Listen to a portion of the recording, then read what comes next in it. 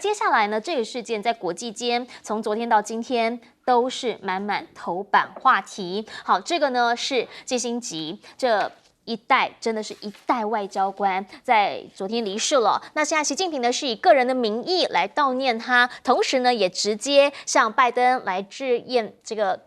相关的拍电哦，他们就直接讲了，希望有人能够来传承中美人民的友好事业。提到说，季辛吉真的是我们的老朋友，还有好朋友。季辛吉他过往曾经说，习近平一定会接我的电话。他其实呢，不只是跟习近平的互动很好，他是跟每一任。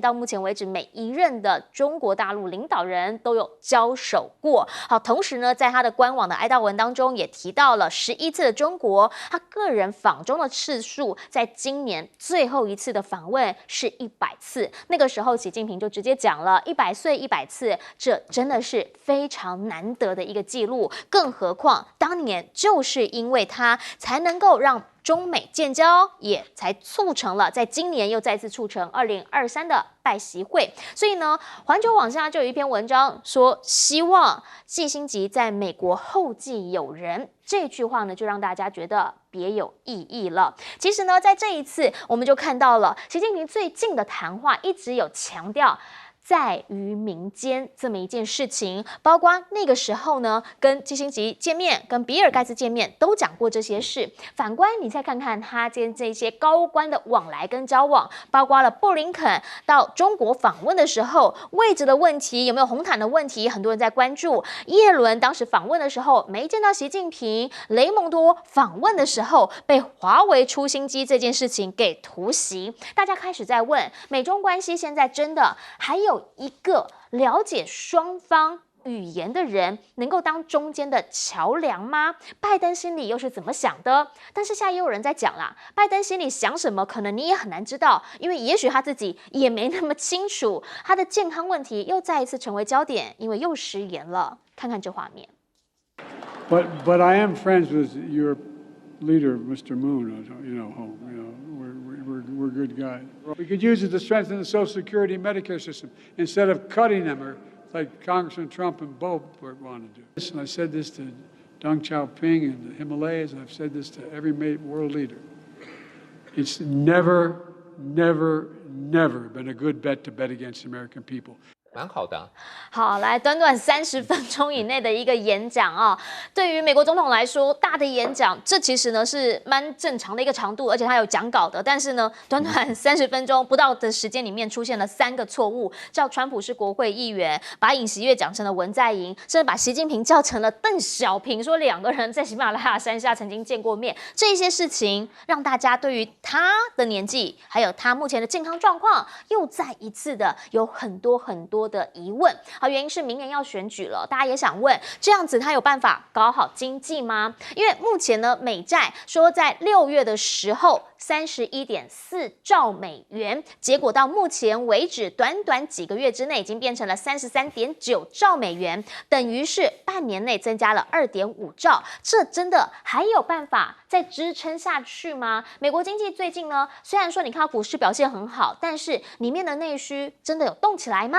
好，特别是你们现在还在帮忙以色列这边来打仗啊，也说呢要在援助俄乌战争的乌克兰，那会不会出事啊？也有可能是因为最近真的太忙了，所以大家就在讲，当印加出现冲突的时候，美国这么久了都还没有真正的出手来调停。那现在呢，美方这边呢，则是因为这个美籍的锡克教领袖差一点被暗杀，所以指控印度的官员在背后指使，那就变成了美国它其实需要印度帮忙抗中。好，可是问题呢是现在美印加之间的关系又因为一些族群的问题、一些立场的问题，彼此之间有很多的举措，那就想请教赖老师怎么样来看？因为这背后的关系可是牵扯到中美关系，特别是现在季辛吉的离世之后，让很多的研究中国跟美国关系的学者都在问：后继还有人吗？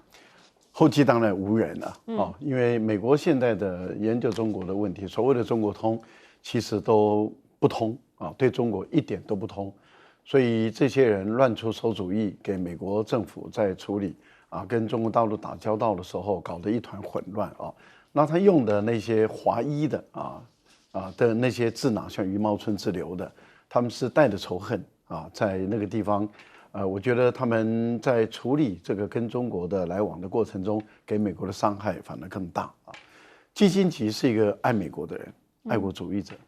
他的思考全部其实是站在美国人的利益上。他评估，在现实主义中，我们怎么样能够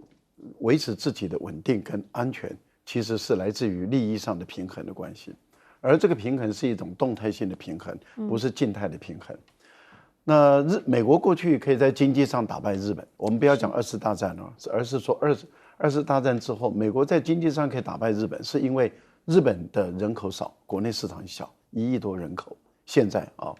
那所以当美国对于日本的半导体是那个痛下杀手的时候，就是发动经济战跟科技战的时候，日本根本就撑不住。可是问题就是中国大陆是14亿人口的大国，工业体系这么的完整的大国，那你美国如果要把中国塑造成为敌人，中国一旦翻转过来成为你的敌人，对你美国绝对没有好处，只有伤害，不会有好处。所以基辛格的观念认为说，中国大陆又没有要，即使他超越美国，他也不会想要压美国，也不会想要殖民全世界，因为中国人没有侵略殖民的这个 DNA。我们在明朝明成祖的时代，郑和下西洋，这个舰队是世界上最强大的舰队，但是我们没有在海外建立任何一块殖民地。英国也不过就是一个工业革命的之后，跟法国等，他们就开始在全世界建立殖民地，也包括西班牙、葡萄牙，甚至连荷兰、欧洲的那些小国，那么掠夺全世界。而中国在成为全世界第1大强权的时候，中国也没有要殖民全世界。这样的一个历史观来说的话，他就一直在劝告美国人没有必要以中国人为敌。可是你看，当基辛格过世以后，全世界的主流媒体都在悼念这个人，而唯独台湾的民进党对这个人几乎是只字不提。这个逆时代之潮流这个很逆国际之逆潮流，国际之潮流为什么？因为民进党看到基辛格就火大到不行你就可以知道民进党的内心里面对这个人都痛恨。但是我们再强调基辛格是爱美国的，他是从美国的利益来着眼，认为中美的关系好，对美国是一定好我觉得这个不一样。印度的问题导致比较有趣了，为什么？印度的问题其实今天是美国纵容的结果。为什么？因为当印度杀了3位加拿大人的时候，杜鲁多寻求美国的帮忙，也寻求英国的帮忙。那美国跟英国为了要拉印度去遏制中国的发展，所以就睁一眼闭一眼，而且也没有站在杜鲁多的身边，然后给印度施加压力。那你不是就告诉印度人说你可以杀，尽量杀？那印度当然对于美国人也照杀嘛？为什么？因为你美国有求于我，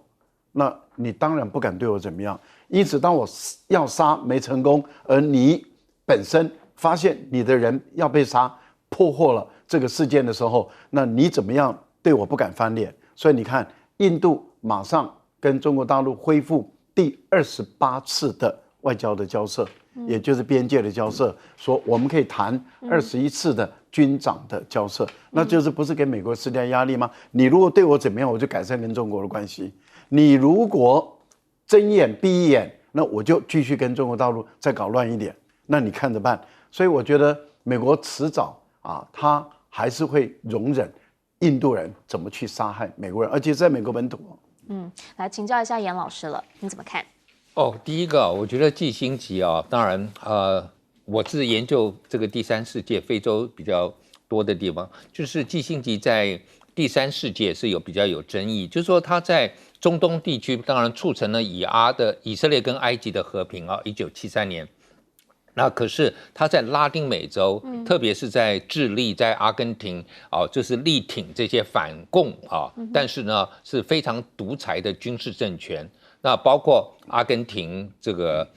的一个我们叫做这也是 dirty war 这个很肮脏的一个战争。那智利当时他透过 CIA 把一个左派的一个总统就是暗杀，透过军事政变暗杀了。那这个是他留下来比较负面的。但是如果今天回头来看啊，两岸的之间，当然我们在台湾可能感觉不好，因为他当年伪装肚子痛跑去一趟大陆，然后就促成了1971年他夏天去，到了10月我们就是联合国我们就退出联合国了。那然后呢？尼克森第2年就去了嘛，就有上海公报。可是这个上海公报，我们今天很讨厌上海公报。可上海公报某种程度，因为它讲了一中政策，是一个中国，所以也让两岸之间还是有一个回旋的地方。那美国也因为这样子，所以美国可以就是还跟台湾维持了一个还不错的关系，因为美国没有违反一中政策，所以美国可以跟台湾维持一个关系。这一点，我觉得我们台海的和平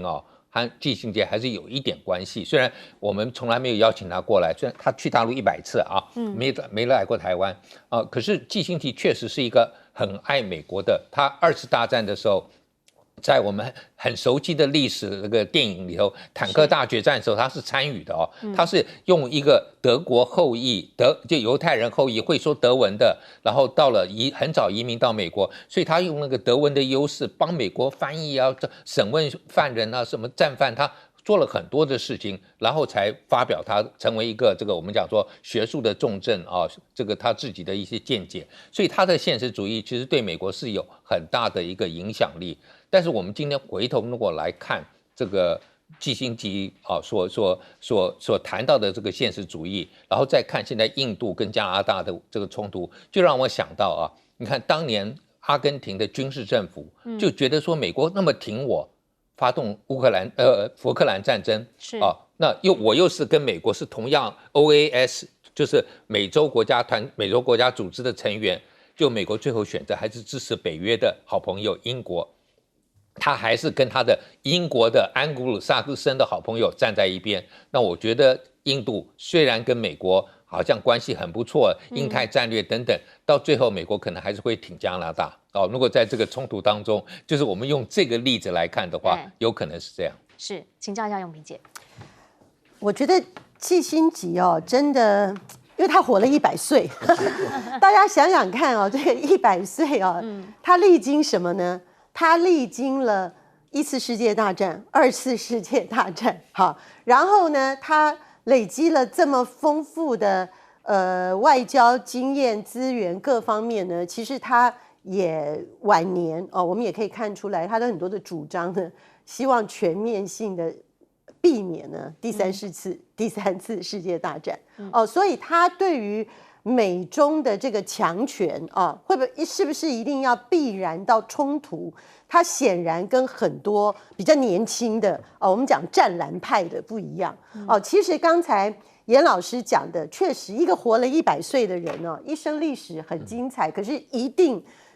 正面负面都有季辛杰确实是一个争议性的人物，他并不是在每个国家大家都觉得很欢迎，可是他到了最近的很多的发言呢，你就会看到说他是在美国里面年纪这么大还可以讲话这么清晰，然后对于整个你是故意跟拜登比然后呢跟整个世界的这个未来呢还可以谆的期许说这世界还有一个可以和平的未来，我们并不一定需要走到完全对立的极端。我觉得大家现在全世界在怀念他，其实是怀念这个部分。那大家都在笑，真的比起拜登年纪并没有真的我们讲那么大，确实80岁也是一个老年了啦但是80岁的人老当益壮的也很多啊。可是我真的觉得拜登在一个这么短时间内的发言可以呢把那种最基本的先不要讲，我觉得倒回来，我觉得最严重的就是你把习近平讲成邓小平都有一个平啦因为习近平是他最近最重要，他们说老人痴呆都是记得以前的事，不记得现在的事。他最心心念念，然后整天都在跟他这个互动交往，这个最放在心上的人就看着习近平，那习近平会想说，哦，原来你看着我的时候，你想我是邓小平，一个长得那么高，一个那么矮，对不对？好，然后呢，韩国总统你说尹锡悦，你记不得，你把它讲文在寅，可能韩国确实总统刚换新你如果真要这样子讲，快2年1年半了，对啊，也1年多了。好，那你的 Donald Trump 是你的前任，而且呢是现在你最主力的挑战者，而且他还民调还领先拜登然后呢，你去把它讲成说一个国会议员，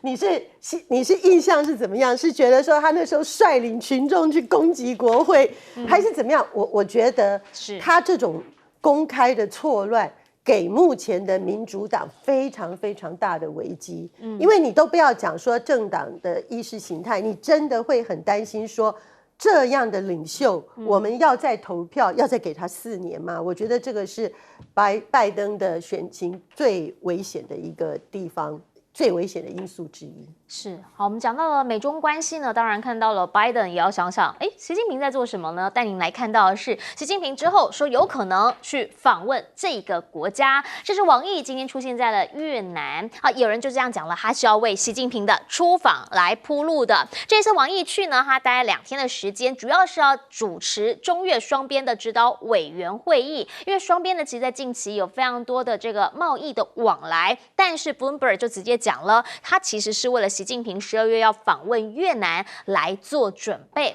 前几天呢，不是也看到了他们的王文涛商务部长已经来了这边了吗？那其实在6月的时候呢，越南这边范明政曾经有到中方来，那是不是这算是一个回访呢？这个时刻的回访，大家觉得特别重要，原因是因为在南海这边有非常多的事正在发生。来看到的是菲律宾现在要开启南海的多国联合巡航，让解放军这边直接南部战区就寄出警告了，说局势是正在恶化当中，认为菲律宾呢就是拉域外势力来这一边破坏区域和平。但是就菲律宾的观点，他们是认为，不是啊，我们这个是希望能够结束中国在南海的欺凌行为，我们要宣示的是我们自己的海洋权益。双方观点就完全不一样了。东北亚这边，大家也在看到底呢，中美之间在这边，美国好朋友最近在做什么？好，带您来看到的是，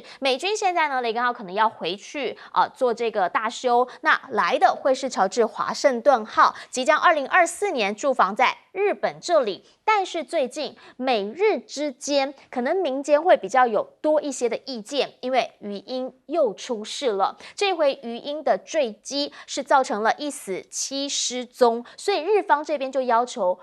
太高了，这个失误率太高了，你必须要先停飞，先来了解一下相关的机械，或者是这个型号的飞机问题在哪里。但是五角大厦很直接的告诉你，不会，我们仍然会继续的续飞。所以让冲绳这边的蛮多人是很生气的，原因是因为他们讲说，美军军机降落最多次数最频繁的就是在我们鹿儿岛的民用机场。那万一出事的话，有问题，飞机是在我们上面飞来飞去，那是我们的人遭殃，你要我们跟不安为邻，我们的安全保障到底在哪里？政府有在帮我们说话吗？所以东北亚这边，美国真的能够安抚这位小老弟吗？至于中方，现在则是除了安内攘外之外，内部经济问题正式的要抓紧了。习近平到上海这边来视察，讲的就是金融要服务实体经济。他又再去了一次这个上海期货的交易所。那大家都知道，当他去到这个地方进行考察，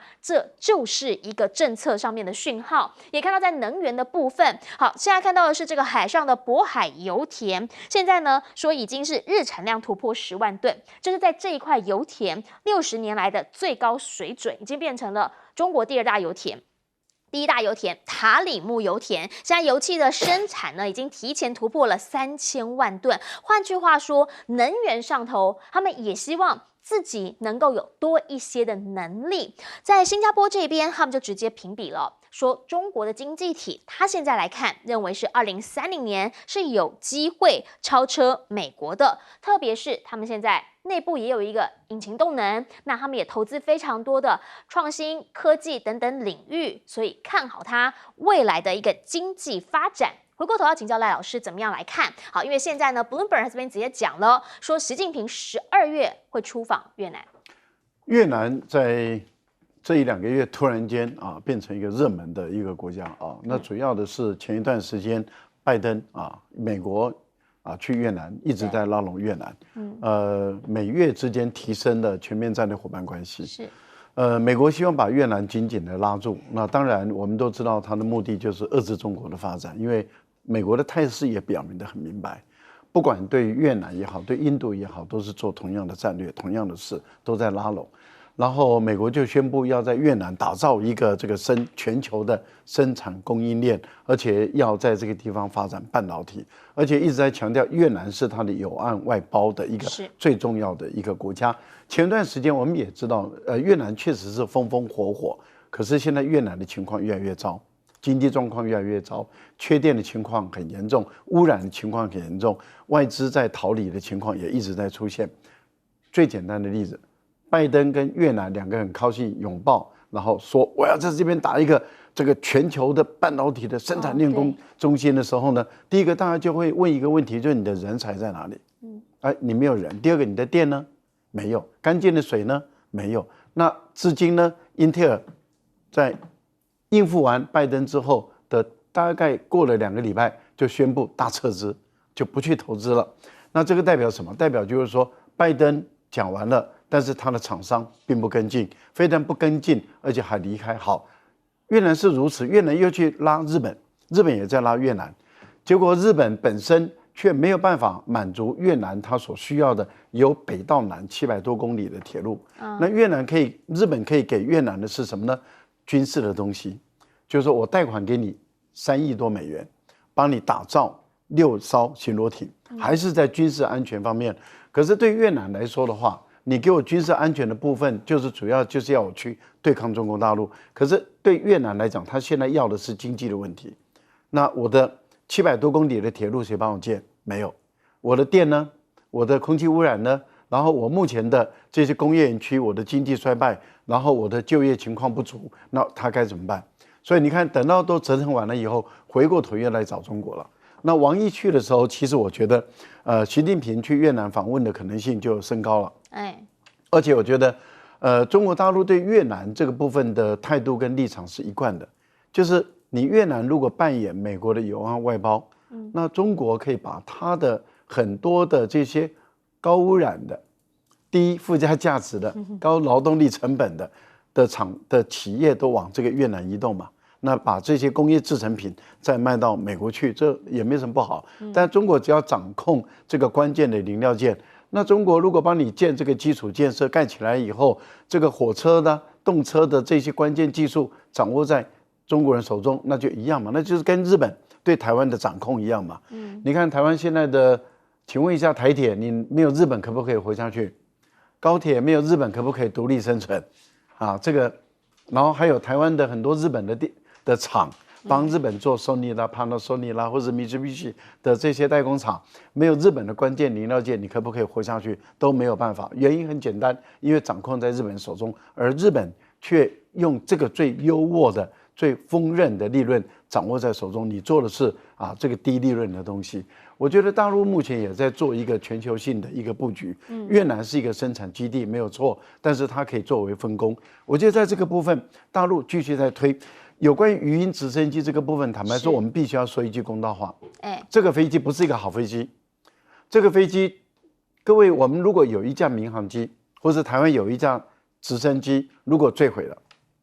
我们是不是要全部停飞？对，要检查出原因来嘛。这个飞机已经摔了10几架，死了50多个人，还没有打仗就已经死了50多个人。更严重的是，这个飞机在琉球群岛上空飞来飞去的时候，动不动就零料件就往下掉。琉球人苦不堪言呐，他随时要天上砸下来一个这些飞机的零料件，一砸就砸死人呐。好，到底这个鱼鹰飞机，现在五角大厦已经直接讲了，没有，我们会继续飞。日本这边的态度真的能够改变美国的态度吗？我们先进广告。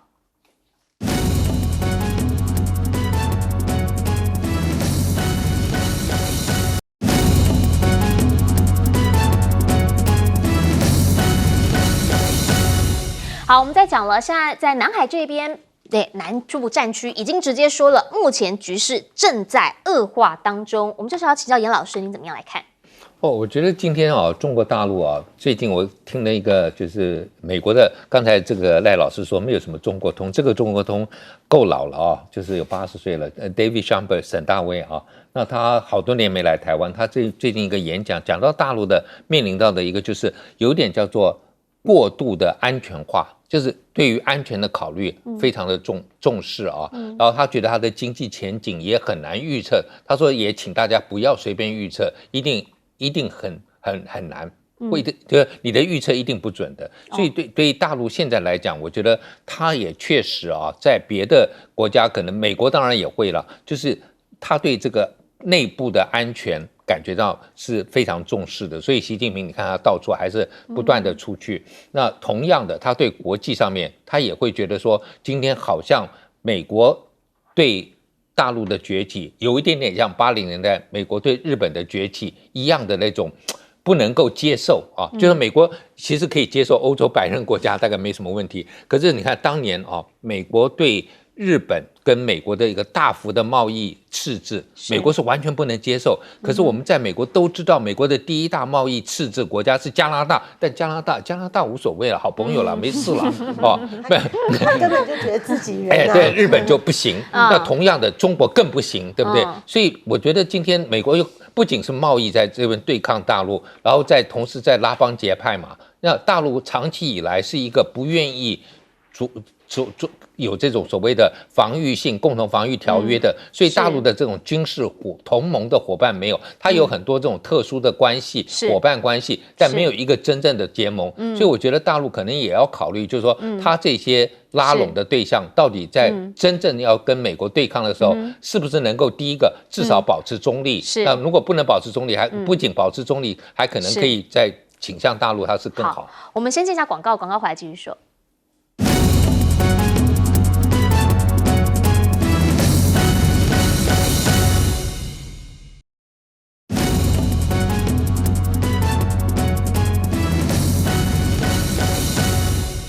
大家晚安，我是陈燕莹，欢迎来到新闻大白话。接下来这一小时国内外大小事，要您听得懂的话说给您听。现在介绍这一小时来宾，首先要介绍是国际政治专家赖岳乾老师，主持人好，观众朋友大家好，以及前台北的副市长李永平。燕莹好，大家好。还有政大国关中心兼任研究员严正声老师。主持人好，各位观众大家好。一开始要先带大家来看到的是，这一次的选举真的不一样了。好，这次的选举呢，大家讲到了这个副手呢，大家会觉得说，真的是一直看到副手比这个讨论度蛮高的这么一件事情。最新的一个民调说侯康配现在呢，好像又在往上走一些了，紧追着赖萧配只差1.1%。好，差别在哪里？差别在柯银配现在又再次的往下走，说已经变成了19.6%，是只跌破2成，不到2成了。特别的就在政党倾向的交叉分析，你看看国民党内侯康配的支持度已经来到95.1%，泛蓝有87%，象征的就是蓝营选民正式归队。正式归队的原因，很多人就认为就是因为在副手的人选，还有在不分区的名单公布之后，让整个蓝营的民众愿意再回到，甚至呢是主动的来表态，我是支持国民党的，我是支持蓝营的。其实过往呢这样的状况比较少，因为呢通常副手公布之后，大家看的还是主帅。比如说啦，像李连配的时候呢，在连战就是比较低调一点点。陈吕配，吕秀莲大家都知道，她其实一直以来呢也是蛮有自己的主见的，毕竟是一个女权运动者。但是呢，也曾经听过她讲深宫怨妇说啊，嘿事件，然后跑去告性新闻等等，这一些的过往，让她呢是一个算是比较有声音的副总统。马萧配的部分，虽然说呢，他是经济常才，经济交给他，但是呢，他基本上也是一个技术官僚。马吴配的部分呢，则是看到吴敦义当时其实是比较刻意的掩盖锋芒，有那样子的一个味道，比较少声音。而更不用说这个蔡成沛。虽然现在陈建仁是行政院长，但是当他在当副总统的时候，其实还是以主帅为主。那赵少康他现在就讲了，他不会当没有声音的副总统，原因是因为要赢选举，当然就是要得趁到最后的这几天，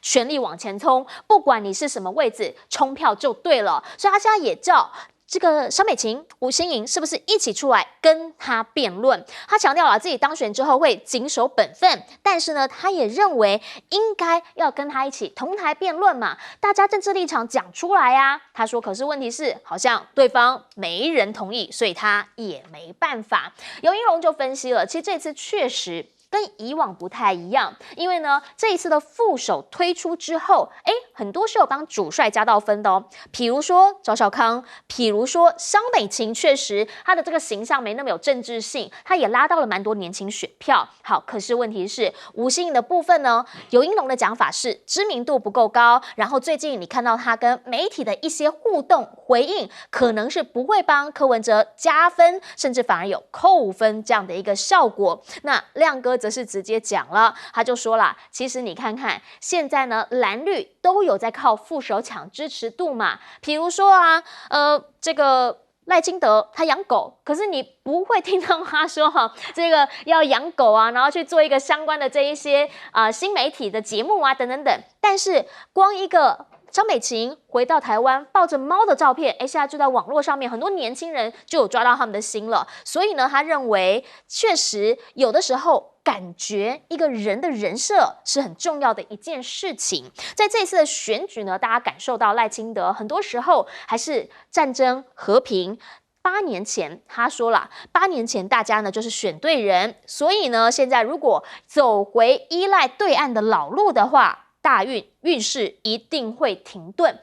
又在打抗中牌了。但是实际的数字如果拿给您看的话，你就会发现，马政府时代我们对大陆的贸易依存度39%，而蔡政府时代对贸易依存度是多少？43.9%。大家就会问，这样子你也可以说，当然可以说。这个民进党就告诉我们啊，现在不是我们需要他，现在是他需要我们。当时不就有这么样一个说法吗？可是今年哦，光今年1到10月，我们出口到中国大陆含香港比例是35.5%。当年的那个南向政策，新南向政策啊，现在只有20%，甚至更不用讲了。出口到越南啊、韩国啊、加拿大这一些，通通都是在衰退的。这样真的还能够说明赖清德讲的，我们不是依赖大陆，不是依赖对岸吗？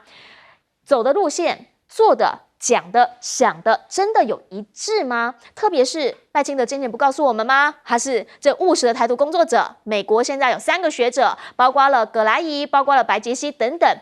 被说了长期支台派，或者说跟民进党有更多互动的这些美国学者，他们呼吁赖清德选上应该要考虑冻结台独港纲。也看到现在在雷根的研究所竟然有出一个民调，说美国呢是有超过60%的民众是支持军援台湾、乌克兰还有以色列，甚至这调查当中还讲了，对岸如果侵台的话，72%的美国人支持承认台湾独立。这样子的时刻出现这样的一个民意调查，我们应该要怎么样来解读？这背后传出的讯息是什么？是美国人真的很挺我们吗？回过头请教永平姐怎么样来看现在的民调发现，蓝营是真的归队了。好，首先我先谈一下今天最新的 ET Today 的这个民调啊，我想这个民调从这个蓝白破到了大家确定副手以来呢，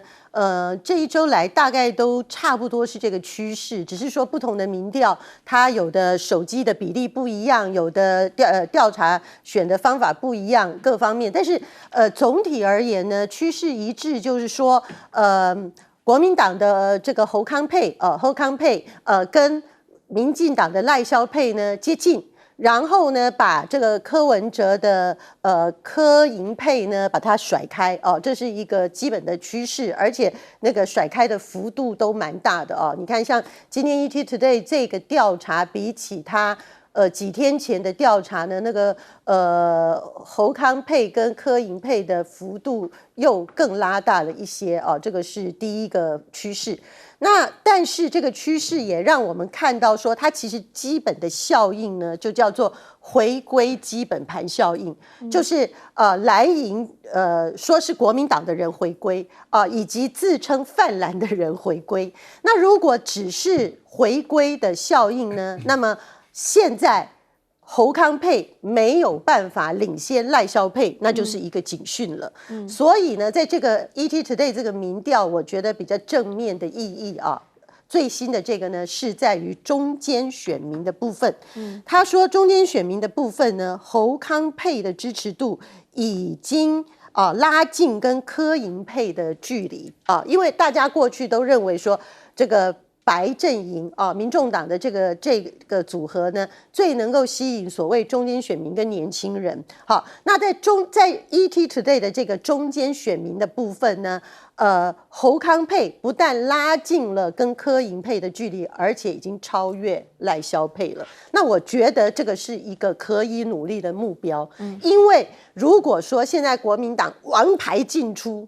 已经有了侯友宜、赵少康加韩国瑜加上各地的拥咖加上县市长进来，如果这些人呢只是让国民党的基本盘回归还不行的话，那现在强烈的突破，一个就是中间选民，一个就是年轻选票。好，那这个是关于大选的。那么另外在我们这一章的分析里面，我们看到了另外一个民调是美国人的民调。是我个人觉得这个比较令人忧虑就是你在这个时刻继续的把台湾跟以色列和乌克兰送作堆我想任何一个台湾人心里都不高兴吧。你去做一个民调，我们明明没有要打仗，结果你呢完全去问这个已经正在打仗的乌克兰跟以色列，你要不要军援他？那这样子的民调继续做，那你不管有多少人出来讲说台湾没有要打仗，美国人没有觉得台湾要打仗，你都说不通嘛。因为美国就是认为你两岸就要打仗，那战争的阴影呢就会继续的笼罩在台湾，而战争的阴影呢对我们带来的就是呢，我们企业特别是国际的投资会一直抽身台湾的经济呢会持续的不振我们整体的民众呢内心会不得安宁。那更要命的是，我们的年轻人更不愿意生小孩，因为大家都觉得说可能未来10年就要发生战争，那我生一个小孩我不是送死吗？那我们现在少子化这么严重，就是这些的连锁反应非常的惨。那更要命的是这里面有讲，他这个问雷根国防调查，他说中国如果侵台，72%的美国人呢承认台湾独立。这种调查呢，对绿营的人来讲呢，好像打鸡血，好高兴。你说，你看美国支持我们，可是大家不要忘了乌克兰、俄国跟乌克兰发生战争之后，美国是有90%的人支持乌克兰的耶。美国民意90%支持乌克兰有用吗？谁在承受战争的苦果？还是乌克兰呢？那乌克兰跟俄罗斯的战争打到今天，美国那个众议院换了一个议长，现在在做预算谈判呢。他原乌克兰的预算因为以色列的关系，它已经停止了美国已经停止了那你之前有高达90%的民意支持乌克兰有用吗？那你现在又在说72%的美国人这个反过来讲可能会被绿营操作成说，你看有72%的美国人支持台湾独立，又如何？那台湾要变战场吗？我觉得现在所有的问题民进党到现在只谈避战他当然也不敢说他是要打仗，可是你有没有更进一步的谈说，那我们和平之路、和平的 roadmap、和平的路线何在？我觉得侯康配现在接下来要好好的跟大家阐释的就是，为何换党执政，换了国民党，能够提供未来长远的和平之路。是，请教小赖老师怎么看？国民党目前的这个民调啊，各种民调总合起来，我们来看，他还不足以赢得这场选举啊。虽然已经开始在紧紧的那么压迫到了民进党啊目前的领先，未来超越的可能性啊，我觉得存在。但是问题是，如果超越就1%、2%也不够。还要再往外扩张到5%以上，这样的情形拉开这个差距，那国民党赢得这个选举的几率才会大幅度的上升哦。所以呢，必须要再去争取更多的中间选民，尤其是20岁到40岁的年轻人，这些人很多是民众党的支持者，如何把他们争取过来是很重要。因为如果说今天民众党最后一直落后，假设在经过一段时间以后，一直都排到第3，而且越来越眼看的1、2位，他们距离越来越远，而看起来无望的情形下的时候，那他的这些支持者中，会有一些人会开始考虑他的票要不要浪费。如果他的选票不想浪费，他到底要转投给谁？这个时候就是你要争取的对象了。我觉得在这个战略上，国民党必须要思考清楚，要想清楚啊。那目前来讲，在副手这个部分3位副手很明显的，我们看到从上个礼拜星期五，那其实是星期四最后一次的破裂了，星期五就登记了，一直到现在，那副手人选宣布以后，一直到现在，国民党的民调一直在往上攀升，这代表什么？赵少康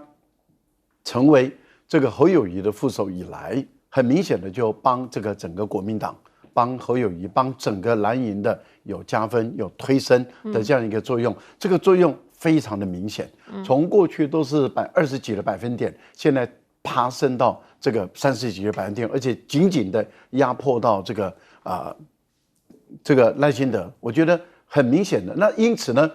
在这样的一个情形下，我觉得赵少康就不需要被过去的这些副手他们的框架所拘束，也就是说有效果。就继续发挥下去，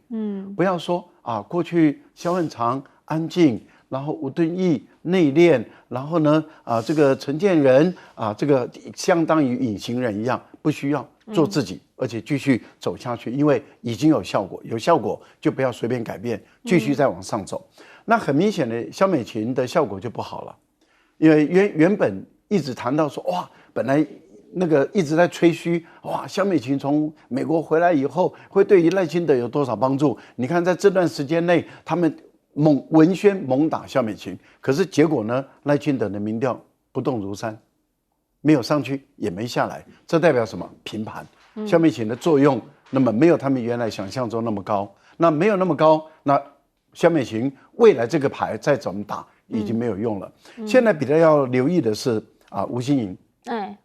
吴欣盈很明显的从宣布以来这1个礼拜，那么他跟柯文哲的民调节节败退。那一方面当然跟柯文哲一直在这个情绪中，那么摆脱不了他的那个情绪有关。可是2方面就是吴欣盈是政治的新手，他还不太懂怎么跟媒体来沟通。我当过发言人在竞选总统的时候当过发言人。我觉得他还不太懂台湾的媒体生态，不太懂我们的媒体工作者，他本身自己有压力，长官有压力，赶稿的压力，还有他有这个收视率的压力，还有跟民众之间沟通的桥梁，它是如此重要的这些平台。那跟这个平台怎么去跟他来往、交往、沟通，这个很重要啊。这个不是说我要做我自己，你已经不是自己了，你是公众人物，所以我觉得在这个部分里面，很明显的他还没有掌握到这个窍门。是，不过今天呢，其实很多做外交、研究外交的人最关注的就是 Foreign Policy 所出来这一篇文章了。美国3个学者一起出来，他们其实一直以来呢，跟民进党这边也有蛮多互动的，但他们现在直接呼吁赖清德如果当选，应该要考虑冻结台独党纲，让你的维持现状更有可信度。请教严老师怎么看？我觉得当然就是第一个，就是如果今天这些民调的数据是非常可靠的，那表示美国的总统好像不太